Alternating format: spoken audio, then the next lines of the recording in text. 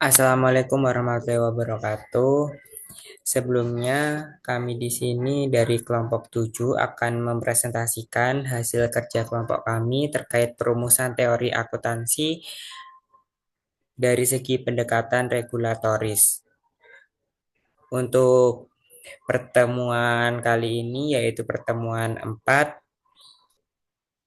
Next.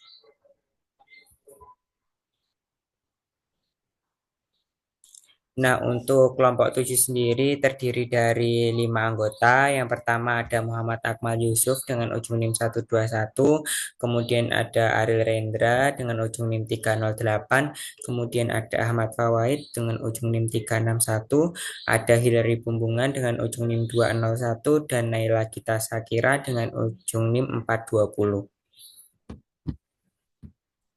Baik, yang pertama kita akan membahas terkait hakikat standar akuntansi. Sebelum itu, kita di sini akan menjelaskan terkait pengantar standar akuntansi supaya rekan-rekan semuanya memahami terkait standar akuntansi sendiri. Standar akuntansi merupakan prinsip, metode, dan juga prosedur yang digunakan dalam menyusun laporan keuangan guna memastikan keandalan dan keterbandingan informasi akuntansi. Nah, dalam accounting teori karya Ahmad Rehi Berkoli sendiri, standar akuntansi dibahas sebagai bagian dari regulasi yang mengarahkan praktik akuntansi agar dapat menghasilkan laporan yang transparan dan dapat dipahami oleh berbagai pemangku kepentingan. Nah, kemudian di sini saya akan menjelaskan terkait hakikat dari standar akuntansi sendiri.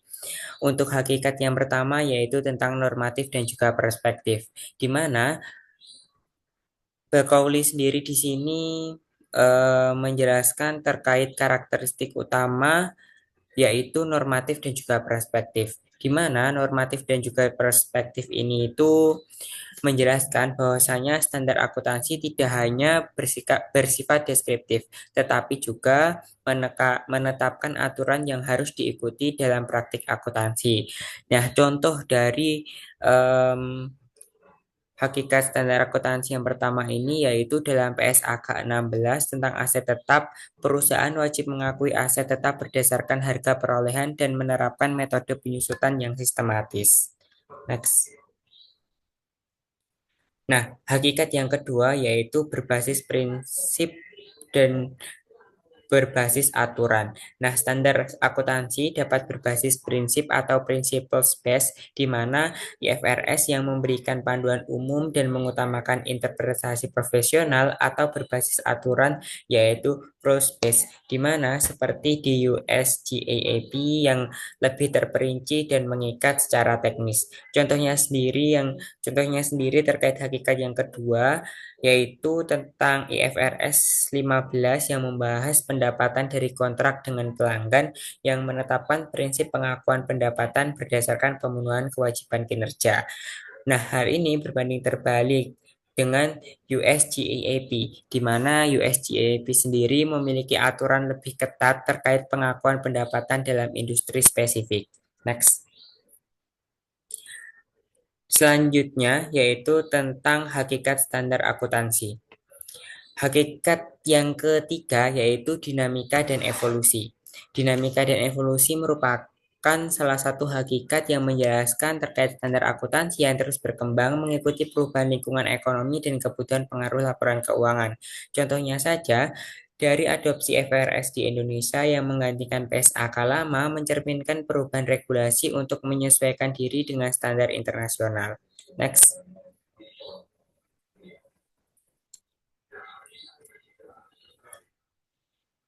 Baik, selanjutnya untuk tujuan ganda, di mana standar akuntansi harus memenuhi kebutuhan berbagai pemangku kepentingan, termasuk investor, regulator, dan manajemen perusahaan. Contohnya yaitu investor yang mengandalkan standar akuntansi untuk memahami laporan keuangan perusahaan dan regulator menggunakan standar tersebut untuk memastikan transparansi pasar. Selanjutnya, di sini kami juga akan bahas mengenai peran standar akuntansi dalam teori akuntansi. Dalam accounting teori, Berkawi juga menekankan bahwa standar akuntansi berperan sebagai yang pertama penyedia informasi. Artinya, menjamin bahwa laporan keuangan mencerminkan kondisi ekonomi yang sesungguhnya. Kemudian yang kedua yaitu alat regulasi di mana standar akuntansi berperan untuk mengurangi asimetri informasi dan meningkatkan transparansi keuangan. Dan yang ketiga yaitu instrumen komunikasi, di mana standar akuntansi berperan untuk membantu pemangku kepentingan dalam pengambilan keputusan ekonomi.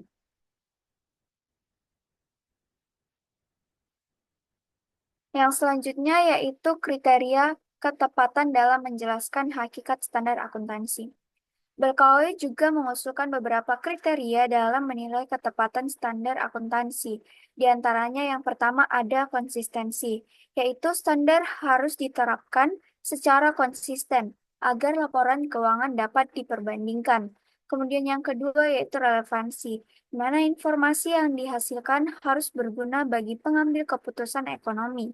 Kemudian yang ketiga keandalan, di mana standar harus memastikan bahwa informasi akuntansi dapat diverifikasi dan juga objektif. Kemudian yang keempat, daya uji dan daya prediksi, yaitu standar harus memungkinkan pengguna laporan keuangan untuk melakukan analisis yang prediktif.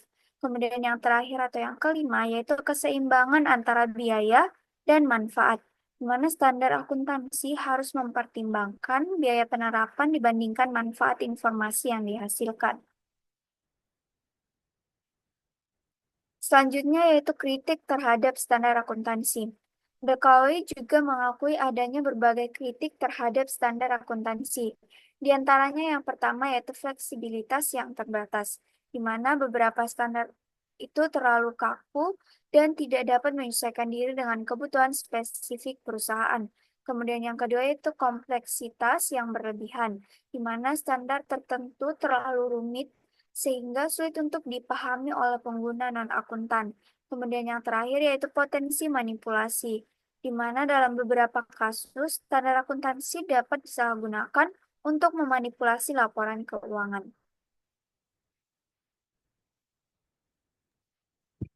Oke, berikutnya yaitu tujuan dari penetapan standar akuntansi itu sendiri. Standar akuntansi merupakan pedoman yang digunakan dalam pencatatan dan pelaporan keuangan untuk memastikan transparansi, akuntabilitas, konsistensi dalam penyajian informasi keuangan. Oleh karena itu, terdapat beberapa tujuan dalam penerapan standar akuntansi itu sendiri. Yang pertama yaitu menyediakan informasi bagi pengguna yang mana standar akuntansi memastikan bahwa laporan keuangan mencerminkan kondisi keuangan suatu entitas secara transparan dan akurat, sehingga informasi yang disajikan harus dapat dipercaya oleh pengguna seperti investor, kreditor, agar mereka dapat mengambil keputusan bisnis yang tepat. Kemudian memberikan pedoman bagi akuntan publik, yang mana bagi akuntan publik dalam mencatat dan melaporkan transaksi keuangan secara konsisten dengan adanya standar yang baku, praktik akuntansi menjadi lebih seragam dan dapat meningkatkan kredibilitas profesi akuntan. Kemudian yaitu menyediakan basis data bagi pemerintah karena dengan adanya standar akuntansi ini dapat digunakan sebagai referensi untuk pemerintah untuk pengawasan dan regulasi keuangan, sehingga data dari laporan keuangan digunakan sebagai dasar dalam penyusunan kebijakan perpajakan, pengendalian regulasi bisnis, serta perencanaan ekonomi yang lebih efektif. Kemudian, yaitu yang terakhir, mendorong minat terhadap prinsip dan teori akuntansi. Dengan adanya standar akuntansi, membantu para akademisi, mahasiswa, praktisi akuntansi dalam memahami prinsip-prinsip dasar akuntansi dengan lebih baik. Dengan adanya standar yang jelas, pengembangan ilmu akuntansi dapat terus berkembang dan diaplikasikan dengan lebih baik dalam dunia nyata. Next. Oke, terdapat dua pendekatan utama yang digunakan untuk memastikan bahwa standar yang diterapkan telah sesuai dengan tujuan pelaporan keuangan. Pendekatan ini mempertimbangkan beberapa aspek, yaitu keakuratan dalam penyajian informasi serta dampak ekonomi yang dihasilkan. Oke, pendekatan yang pertama yaitu ada representational faithfulness, yaitu pendekatan ini menekankan bahwa laporan keuangan haruslah netral dan menggambarkan kondisi ekonomi yang sebenarnya tanpa adanya bias. Dengan demikian, laporan keuangan menjadi lebih dapat diandalkan oleh pengguna. Pendekatan yang kedua itu ada economic consequences, yang mana pendekatan ini mempertimbangkan dampak ekonomi dari standar akuntansi yang diterapkan. Artinya, standar yang ditetapkan harus memberikan efek positif terhadap stabilitas bisnis, pertumbuhan ekonomi, serta kesejahteraan masyarakat secara keseluruhan. Slide berikutnya. Oke, setelah kita melihat pendekatan-pendekatannya, bagaimana sih pengaturan standar akuntansi sebelum tahun 1999? Yang pertama, sebelum tahun 1999, proses penyusunan standar akuntansi mengalami berbagai perubahan untuk memastikan bahwa standar yang diterapkan dapat mengikuti perkembangan kebutuhan bisnis dan regulasi. Contohnya di Australia, pengaturan standar akuntansi berkembang dengan adanya perubahan lembaga yang bertanggung jawab atas pembuatan dan pengawasan standar tersebut. Jadi pada masa lampau, terbentuklah pembentukan Australian Accounting Standard Board atau AASB, yang mana lembaga ini didirikan pada tahun 1989 sebagai lembaga yang bertanggung jawab atas penyusunan standar akuntansi di Australia. Kemudian ada penggantian Accounting Standard Review Board atau ASRB, yang mana AASB ini menggantikan peran ASRB yang sebelumnya bertanggung jawab dalam proses penyusunan standar akuntansi di Australia. Kemudian perbedaan antara AASB dan ASRB ini memiliki fungsi yang serupa, namun dalam hal penyusunan standar mereka memiliki cakupan tanggung jawab yang lebih luas dalam mengembangkan kebijakan akuntansi. Slide berikutnya. Kemudian ada Accounting Standard Review Board (ASB) yang mana dibentuk sebagai langkah awal untuk meningkatkan penegakan standar akuntansi di Australia. Keberadaan ASRB ini bertujuan untuk memastikan bahwa standar yang diterapkan oleh perusahaan dapat diawasi dengan baik dan kepatuhan terhadap aturan akuntansi dapat lebih terjamin. Yang mana fungsi ASRB ini yang pertama peningkatan kepatuhan terhadap standar akuntansi. ASRB ini dibentuk pada tahun 1983 dengan tujuan utama untuk meningkatkan keterikatan perusahaan terhadap standar akuntansi yang telah ditetapkan. Kemudian yaitu ada aturan kepatuhan terhadap APS 1, yang mana ASRB, aturan kepatuhan terhadap standar akuntansi diatur dalam APS 1 yang mengatur beberapa ketentuan-ketentuan akuntansi. Oke, slide berikutnya.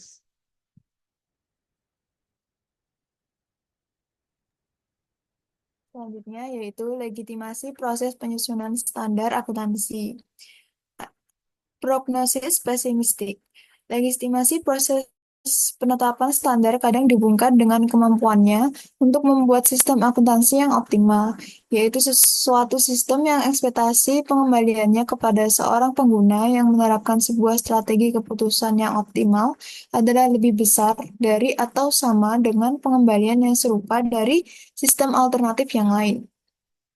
Debat mengenai kemungkinan tercapainya sistem akuntansi yang optimal dicetuskan oleh pengguna teorema ketidakmungkinan oleh Dembski, yang mengemukakan bahwa proses penetapan standar akuntansi harus mampu memuaskan kondisi Arrow agar dapat dikatakan sah, dan tidak ada kumpulan standar yang akan selalu mencari alternatif-alternatif baru yang berkaitan dengan keinginan dan kepercayaan.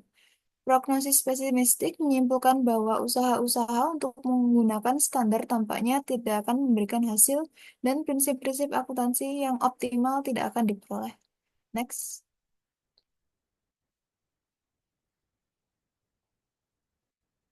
Lalu, Casing memberikan prognosis optimistik mengenai banyaknya jumlah tanggung jawab dari prinsip akuntansi yang optimal, dengan syarat bahwa asumsi dari para pengguna heterogen dan asumsi-asumsi yang mendasarinya, paradox error, tidak digunakan atau ditinggalkan.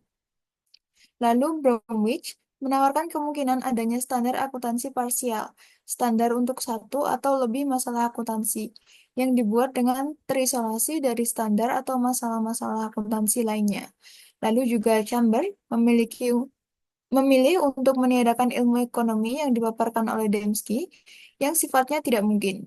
Chambers mengajukan suatu ilmu yang mengasumsikan adanya norma atau standar yang berlaku pada situasi-situasi tertentu. Norma adalah informasi yang mewakili arus uang maupun nilai moneter dari aset serta jumlah arus utang pada pihak lain setiap waktu. Apabila norma tidak tersedia, Chambers menyarankan agar menggunakan alternatif lain yang dapat menyajikan pengukuran dengan nilai yang mendekati.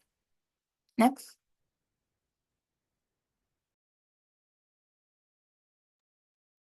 Selanjutnya yaitu standar akuntansi yang berlebihan. Standar akuntansi dikatakan berlebihan dalam situasi berikut ini. Yang pertama, standar terlalu banyak dan rumit. Terus yang kedua, tidak ada standar yang kaku sehingga menyulitkan pemilihan aplikasi. Kemudian yang ketiga, standar bertujuan umum yang gagal menyajikan perbedaan antara entitas publik dan privat, laporan keuangan interim dan tahunan, perusahaan besar dan kecil, laporan keuangan audit, yang sudah diaudit dan belum diaudit. Kemudian yang keempat ada standar standar bertujuan umum yang gagal menyajikan perbedaan kebutuhan di antara penyaji, pengguna, dan CPA. Kemudian yang terakhir, pengungkapan yang berlebihan, pengukuran yang terlalu kompleks, atau kedua-duanya. Selanjutnya adalah dampak dari standar akuntansi yang berlebihan. Standar akuntansi yang jumlahnya banyak, terlalu sempit, dan kaku dapat berpengaruh serius dalam pekerjaan akuntan. Nilai informasi yang disajikan untuk para pengguna dan keputusan yang dibuat oleh manajer. Akuntan dapat kehilangan orientasinya terhadap tugas yang sesungguhnya akibat banyaknya data yang diperlukan saat memenuhi ketentuan suatu standar. Kemudian solusi dari standar akuntansi yang berlebihan. Komite khusus AIJPA tentang standar akuntansi mengevaluasi berbagai kemungkinan pendekatan berikut ini yang dapat digunakan untuk mengatasi masalah tersebut. Yang pertama, tidak ada perubahan, mempertahankan apa yang sudah ada atau status quo. Yang kedua, perubahan dari konsep yang ada sekarang yang berupa PABU tunggal dan seragam untuk seluruh bisnis jadi dua kelompok PABU, sehingga ada PABU tersendiri untuk entitas tertentu seperti untuk perusahaan kecil non-publik. Kemudian perubahan dalam PABU untuk mempermudah penerapannya dalam setiap usaha bisnis, menentukan alternatif pengungkapan dan pengukuran yang berbeda, perubahan dalam standar pelaporan CPA atau laporan keuangan, alternatif terhadap PABU sebagai dasar yang sifatnya pilihan dalam penyajian laporan keuangan. Kemudian ada strategi penetapan standar bagi negara-negara berkembang. Ada 4 strategi, yaitu pendekatan evolusioner, transfer teknologi, standar akuntansi internasional, dan strategi situasional. Pendekatan evolusioner diasumsikan para mitra asing akan menyesuaikan aturan-aturannya sendiri dan mereka ingin tetap terus membina perdagangan dengan negara tersebut dan atau mempertahankan operasinya. Kemudian yang kedua, pendekatan transfer teknologi. Pengembangan melalui transfer teknologi berasal dari operasi dan aktivitas kantor akuntan internasional, perusahaan multinasional, dan para akademisi yang berpraktik di negara berkembang, atau berbagai perjanjian internasional dan kesepakatan kerja sama yang meminta dilakukannya pertukaran informasi dan teknologi.